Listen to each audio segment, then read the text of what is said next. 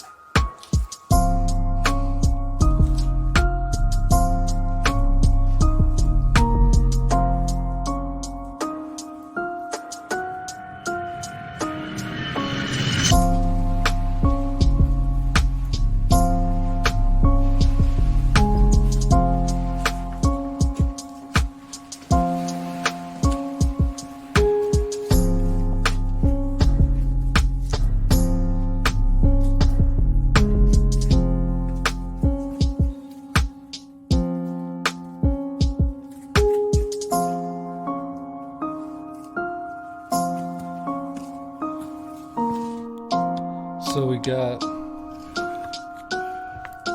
2 bolts over here and 2 bolts over here and 2 more up in front, so 6 per side.